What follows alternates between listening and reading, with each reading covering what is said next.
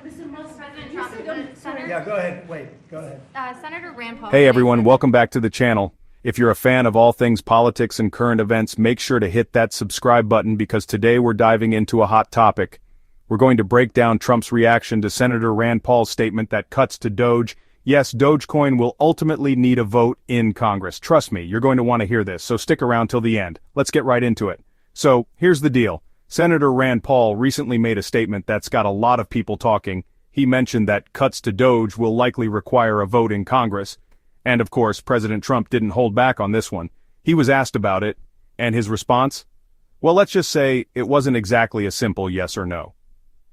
Trump started by saying he wasn't entirely sure whether Congress would need to vote on it, but then he went on to emphasize something that's been a recurring theme in his rhetoric: tremendous fraud and abuse. Now, whether it's about elections or the economy, we know Trump loves to highlight these issues, and it looks like Doge cuts are no exception.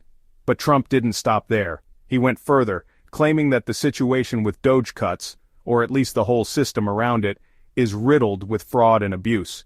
And you know Trump, when he starts talking about fraud, he's not exactly being subtle.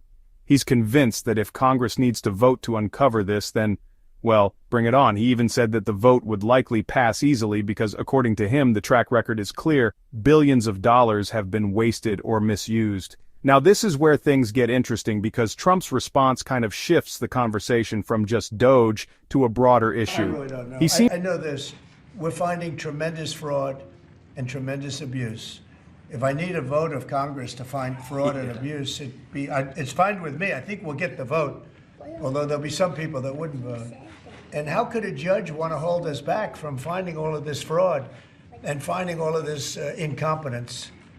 Why would that happen? Why would even Congress want to do that? Now, Congress, if we do need a vote, I think we'd get a very easy vote because we have a track record now. We've already found billions of dollars of abuse, incompetence, and corruption. A lot of corruption. If a judge does block, because Trump's response kind of shifts the conversation from just Doge to a broader issue. He seems to be suggesting that there's a systemic problem here that goes beyond just cryptocurrency cuts. What's his angle? Well, the suggestion is that government inefficiency, corruption, and abuse are widespread and need to be addressed no matter the sector. Next, Trump hit on the role of Congress. He questioned why Congress would want to block an investigation into this supposed fraud and incompetence. He even mentioned that if they needed a vote to get things moving, he was confident it would pass.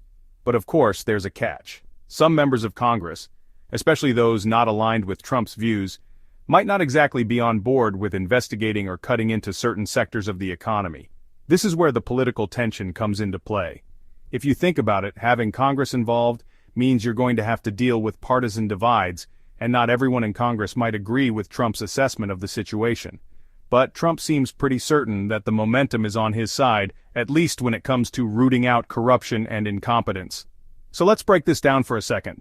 What does this really mean for Doge, and even more broadly, for the future of crypto regulation?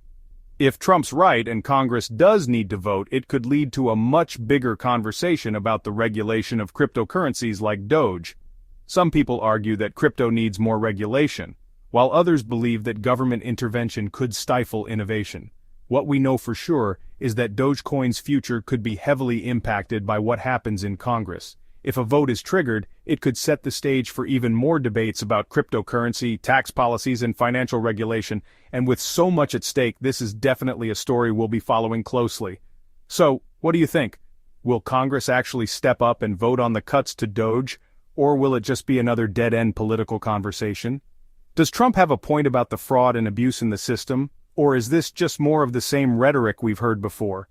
Drop your thoughts in the comments below. And if you haven't already, make sure to hit that subscribe button so you don't miss out on future updates and analysis on this and other big stories. Thanks for watching, and I'll catch you in the next one.